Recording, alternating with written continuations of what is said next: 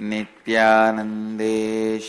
समारम्भाम् नित्यानन्देश्वरि मध्यमाम् अस्मदाचार्यपर्यन्ताम् वन्दे गुरुपरम्पराम्.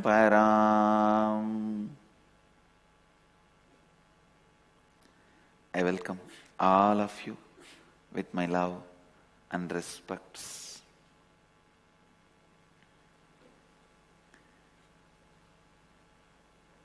I welcome everyone who is sitting with us through Nityananda TV, Sadhana TV, RR TV and two-way video conferencing, having Nayana Diksha all over the world. And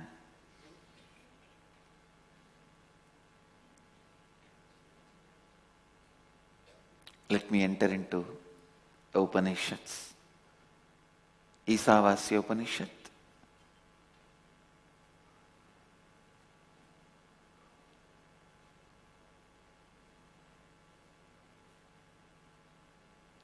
The second verse.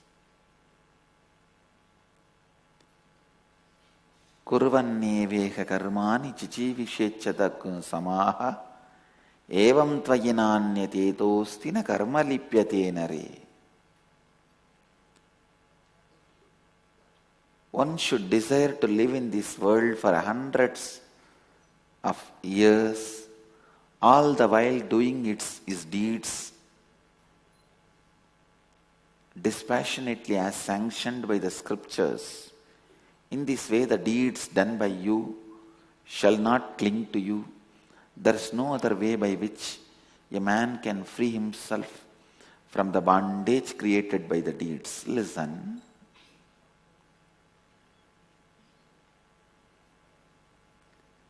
Let me explain what is karma. Karma is the bondage created in you by your commission or omission of certain acts which is incomplete with your own cognition about life. Listen, if you think money is life, some of the acts you did which did not bring money to you, or some of the acts you did not do, again, which deprived you from money, commission or omission of certain acts, which is incomplete with your concept of life, is karma. And any commission or omission of the acts which is in sync and complete with your concept of life does not bring you any karma. It does not bring you any incompletion. Commission or omission of acts which brings incompletion with your concept of life is karma. Now,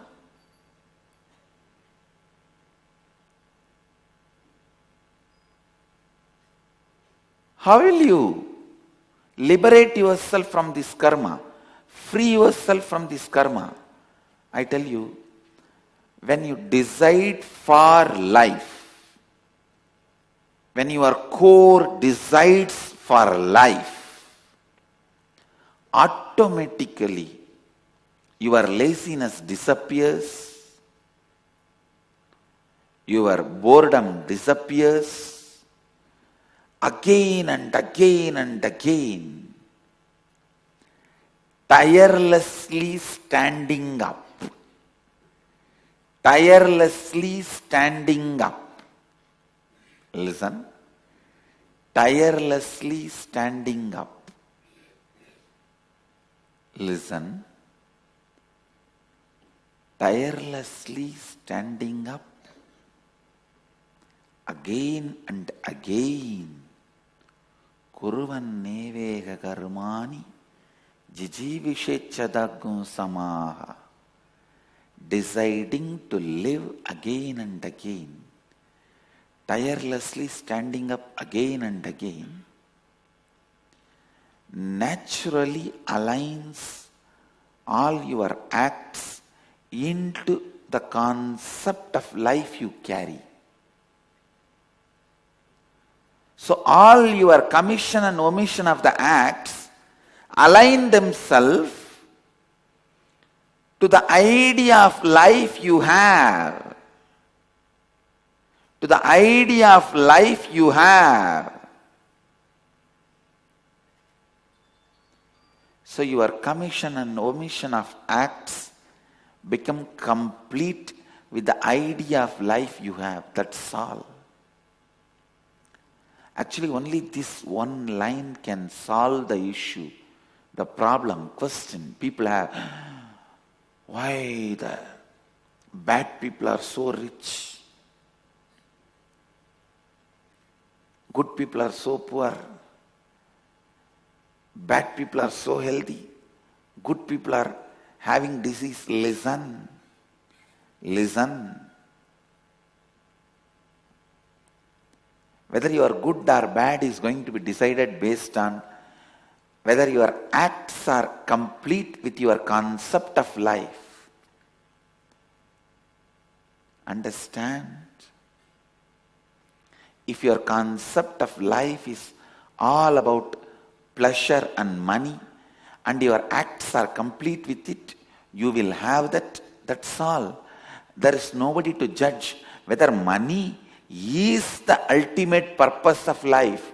Forget about that. God is not a judge. Please understand. He only sees the kind of completion you are carrying. And ultimately he doesn't even see that it is a automated mechanism as far as the functioning goes on. So listen. If he wants, he can interfere.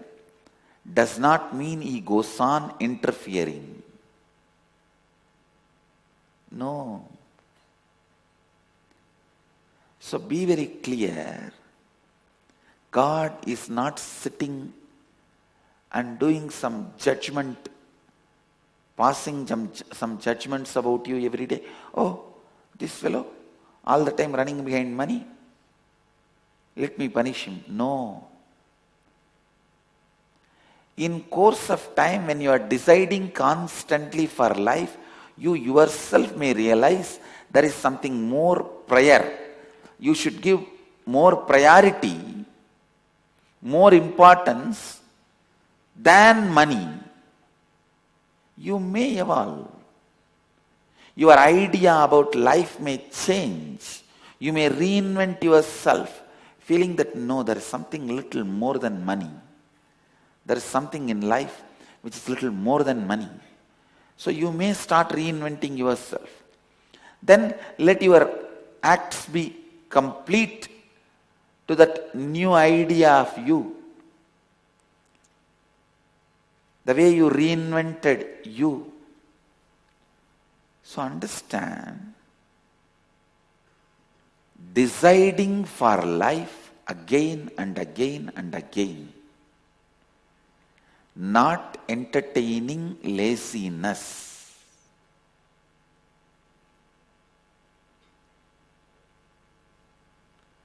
Not entertaining boredom. Being in the space of constant excitement. Being in the state of constant passion, compassion, excitement. So understand, the only way to be free from karmas, the bondage created by acts, by deeds, the only way is decide for life. Decide for life.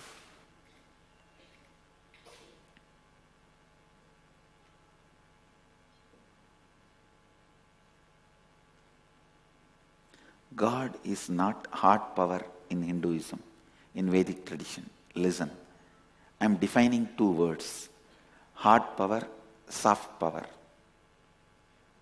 Hard power means a political power where the administration, bureaucracy, law, court, punishment, reward, all this exists. You have to do this or you will be prosecuted and put in the jail. You should not do this or you will be prosecuted and put in jail, tortured. You may be even hanged. This is hard power.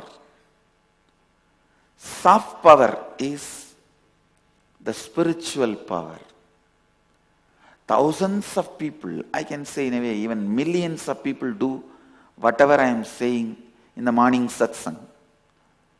I don't have any hard power over them.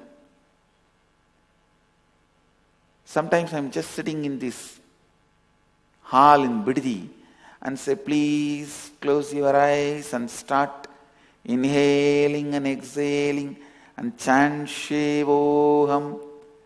I can see all over the world thousands tying the eye band and closing the eyes and inhaling and exhaling, start chanting Shivoham.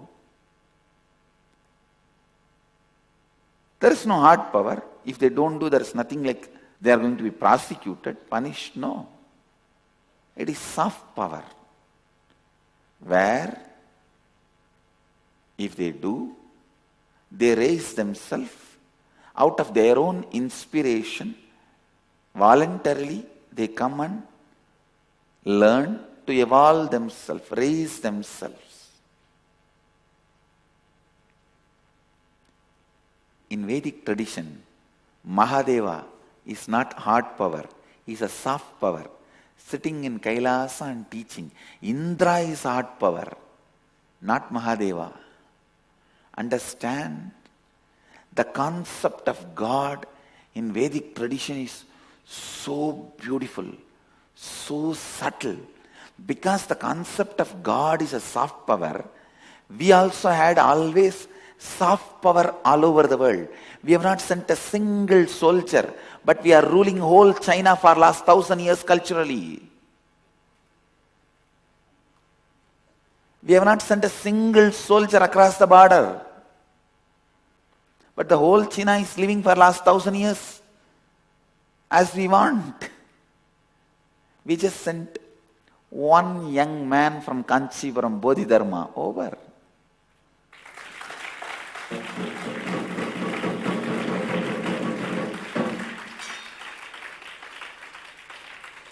Understand, because our concept of God is a soft power,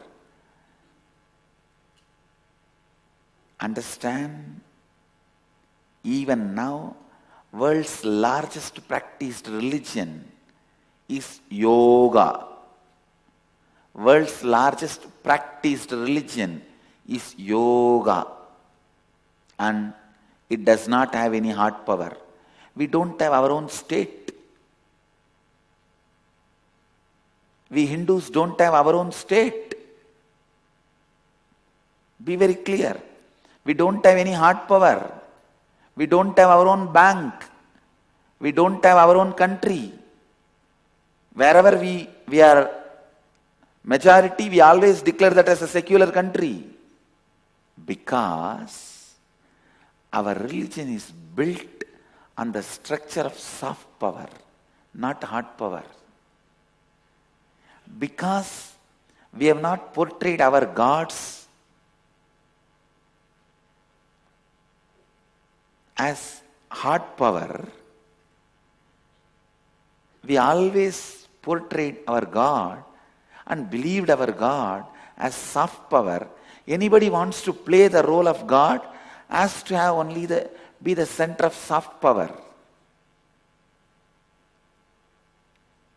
In our society, if somebody has reached the highest ladder of the society, highest respect, he just have to retire to soft power. Hard power was never our ambition. It was never part of our ambition. Understand? Buddha ruled practically whole Asia. Not because of hard power. If he was having hard power, he would have been ruling just his kingdom. Just his kingdom. But he left that and took up the soft power and he ruled whole Asia. I tell you, Buddha was ruling a larger area than Krishna. Buddha was ruling a larger area than Rama. Buddha was ruling a larger area than even Meenakshi.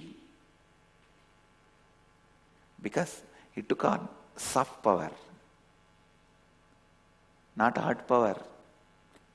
Understand, our concept of God is never he comes and sits in a seat of a judge and there is a judgment day and all the souls come and the judgments are delivered. No. No. No hard power. It is completely soft power. And even now, largest practiced religion of the world, yoga. Understand, people may be born in many religions. Largest practicing religion being practiced every day all over the world is yoga. But never it was spread through hard power. Never it was spread through a political power. Never it was spread through political clout. Understand, we were slaves to some countries as far as hard power is concerned, and they were living what we are saying as far as soft power is concerned.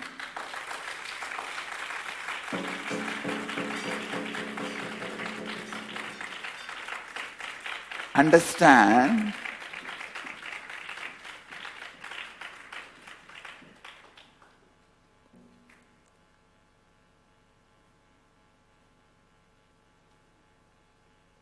What we should do as far as the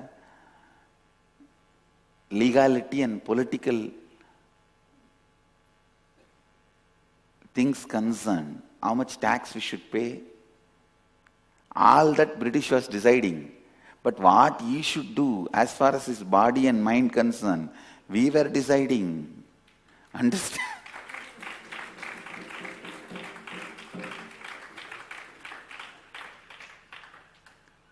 So our tradition was never dependent on hard power. That is why we never cared about hard power. We let anybody rule this country for thousands of years. I am not saying that is right. I am saying the root of that thinking setup, the root of the thought trend. Originally, anyone who starts thinking in Vedic tradition comes only to the conclusion of soft power.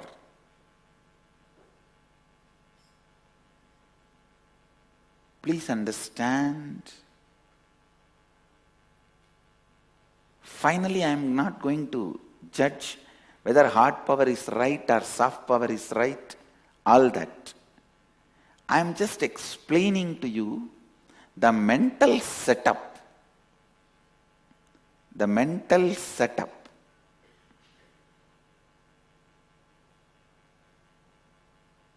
Are the conclusions we come when we study Upanishads, when we dive deep into the experience of Upanishads.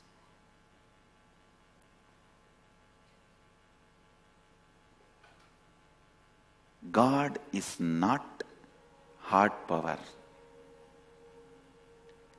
He is the source of soft power.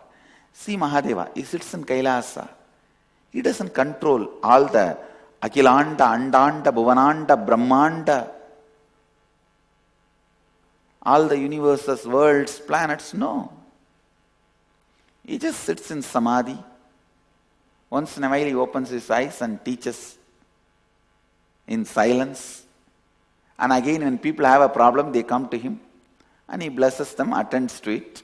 Again relaxes into Samadhi. The very description of God is soft power.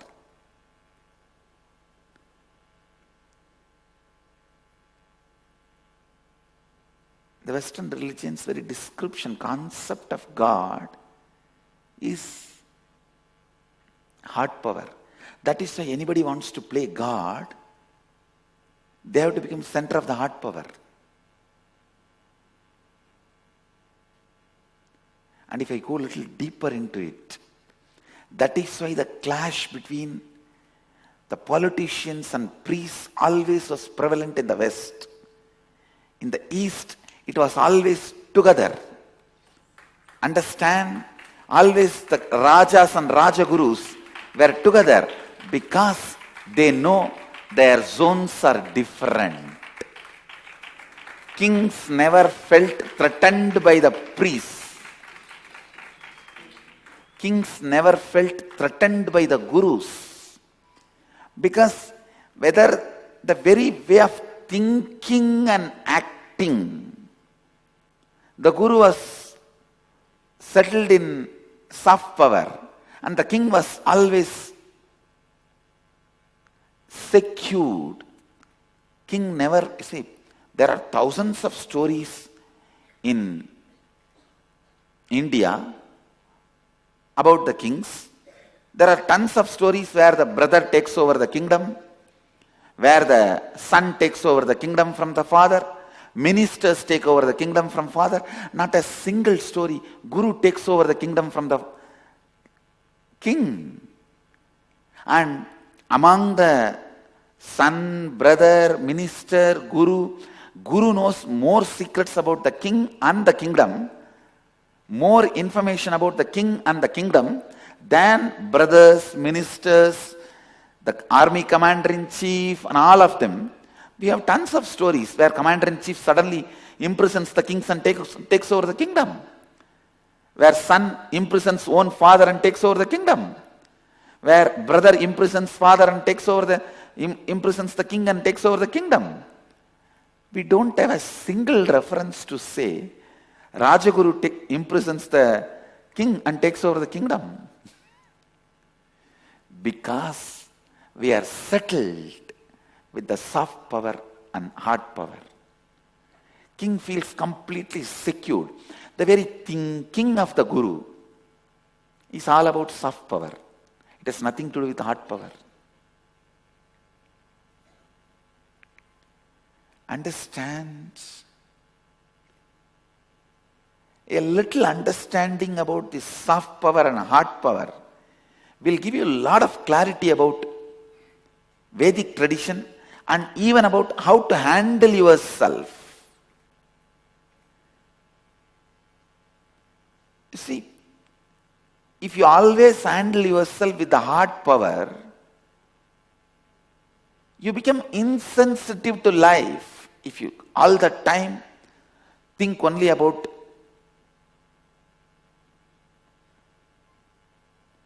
law and move only with that, then your whole life will be controlled only by law. I am not saying break the law. All I am trying to tell you is,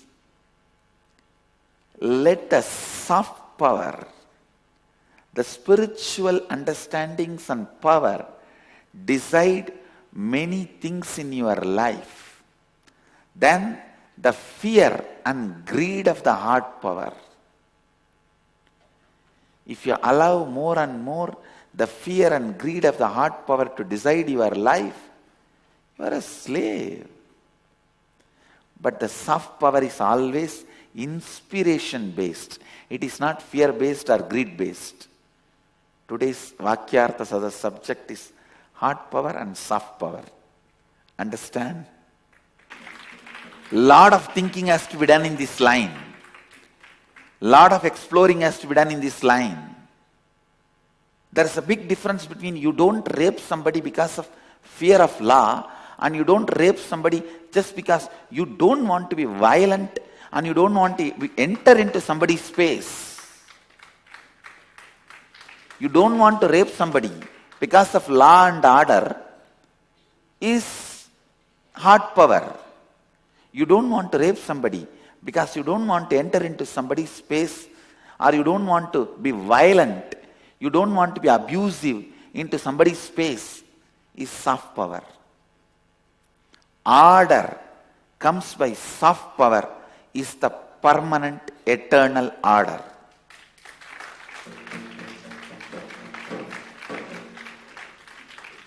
Understand, order never comes by hard power. It comes only by soft power. Maybe law and order can come by hard power, but order can come only by soft power. Actually, this will answer a lot of questions about what is secularism, why the concept of secularism evolved only in the Western countries, and why the concept of Western secularism is not going to suit for India. Please understand, secularism in India should be respecting all the great things from all religion, not discarding all religions. If Bhagavad Gita is introduced, if Surya Namaskar is introduced, immediately few people cry, oh, we are losing our secular fabric, relax. Respecting all the religions, respecting all the spiritual traditions as unique. Now I am making a statement. Please understand. Earlier I used to make a statement, all religions are unique. Now I am reinventing myself and updating myself. All spiritual traditions are unique. All spiritual components of religions are unique. I am no more attesting all religions. All spiritual components of religions are unique, and they should all be respected as sacred. Respecting all the spiritual components. And if you come and tell me, no, my religion itself should be respected, why are you separating spiritual component and religion? In my religion, spiritual component is very less. What can I do for that? It's up to you. One good thing with Vedic tradition is, the whole Vedic tradition, whole religion is spiritual component.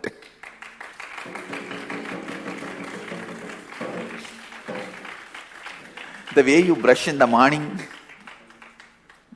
the way you wash yourself, everything is spiritual. Listen, this contemplating and exploring on hard power and soft power will answer thousands of our questions. It will help us to think thousands and thousands of understandings we have in life. It will actually answer thousands of your questions, and it will question thousands of your answers. Understand? A guru who only answers your questions will lead you to a cult. A guru who questions your answers also only will lead you to culture. A guru who answers only your questions will lead you to a cult. A guru who questions your answers also only will lead you to a culture. If I have to give a simple difference between spiritual component and religion. Wherever the truths are given to you for you to assimilate and develop your thinking from perception to fact, fact to truth, truth to reality. It is spiritual. Anything other than this is religion. That's all. Understand, this hard power, soft power, thinking need to be done a lot in the Vakyartha Sadas. Only then you will understand the uniqueness of Vedic tradition. And why we have so much of freedom? Because our religion was never used by its founders or its preservers to control people. Understand, religion was never a tool for us to control people. Rameshwaram to Kedarnath, the morning till night, the actions of people are same, but we had 54 deshas.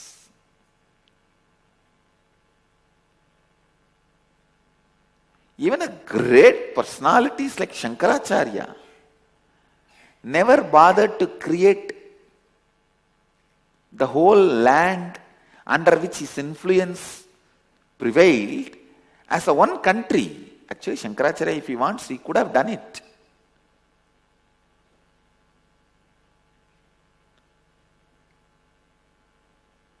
And Jnanasambandar, when he cured the Pandya, Pandya offered the whole kingdom at the feet of Jnanasambandar. Jnanasambandar is from Chola kingdom.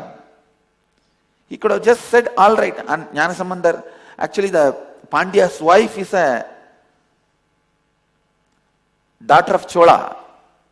Actually the Chola's daughter was married to Pandya. Jnanasambandar could have said, come on, after all, queen is from my kingdom.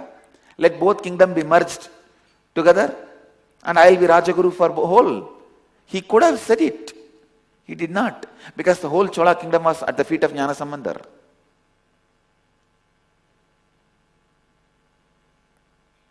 He didn't. He just said, no, you continue to rule. I'll appoint a Sannidhanam who will be Rajaguru for you and guide you. That's all. Understand, we were so clear. We are not interested in hard power. We are only interested in empowering, inspiring, raising human beings.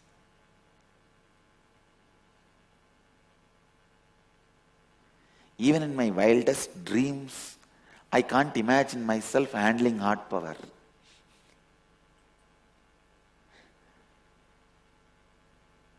Because we are so clear. Soft power means deciding for life. Hard power means controlling. Hard power is always about controlling.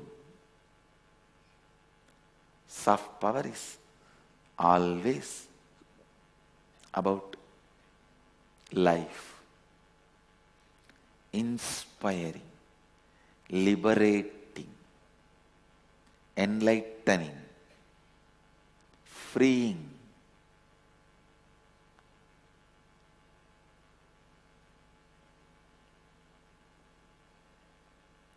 The concept of God, society believes, is very important. That holds the key of the whole social structure. Please understand. Don't even think the concept of God is not that important. No. One atheist fellow came and told me, hey, what is this? You guys, if you believe in Shiva, you have so many holidays, celebration, festival. If you believe in this God, you have so many holidays. That God, you have so many holidays. You have so much of festival. If you believe in Vishnu, you have so many festivals. If you believe in Ganesha, you have so many festivals. The atheists don't have any day to celebrate. I said, why? Who said? There's one important day dedicated to April 1st. Celebrate it.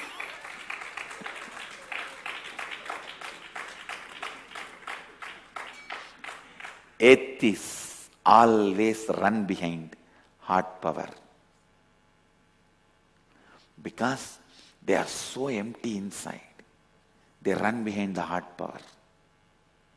And brilliant guy, the most intelligent guy, will be established in the soft power, and he knows life runs by inspiration.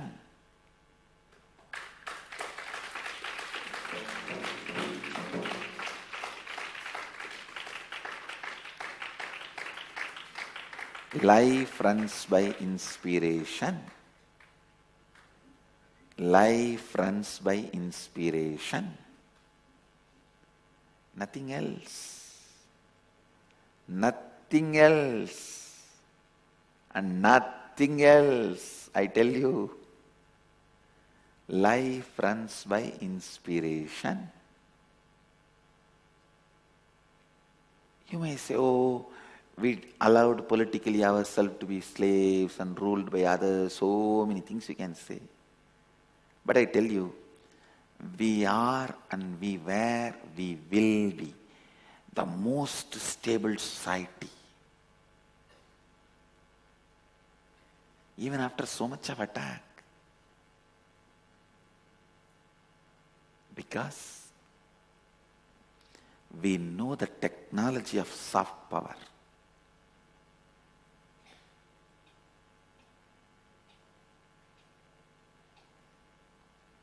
When you decide for life inside you, please understand, even if it's a simple decision, you have a headache and you decide, I'll be free from it and I am going to clear it, I am out of it.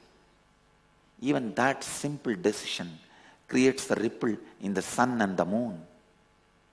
Please understand, I am not teaching something superstitious. If you decide, I'll come out of my headache, I'll come out of my depression, that decision heals the hole in the ozone layer.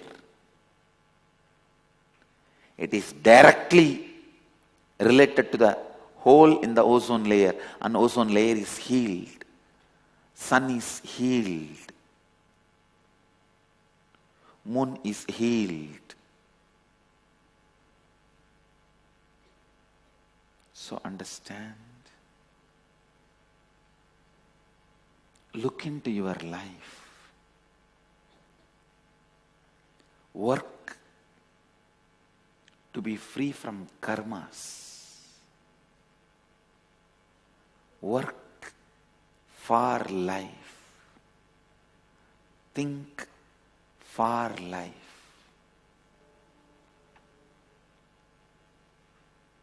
Be into life, for life. Kurvanneveka karmani jijivishet chadaggo samaha evam tvayinanyate tosti na karma lipyate nare.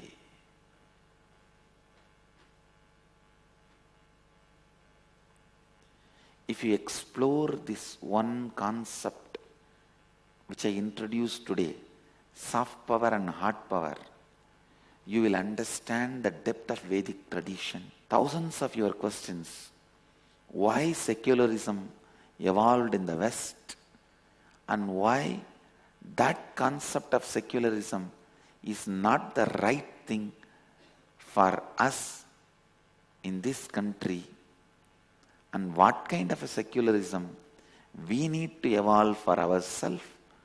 All these questions will be answered. All these truths will be revealed to all of us. The inclusive secularism is what is going to work out for India. Not using the word secularism excluding. No. Inclusive secularism.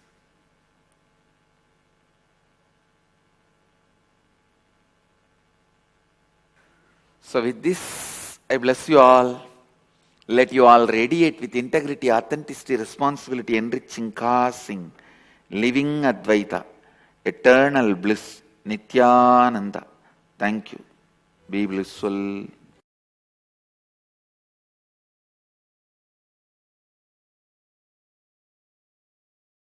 Nityananda Dhyana Peetham, Nityananda Nagar, off Mysore Road, Bidadi, Bengaluru.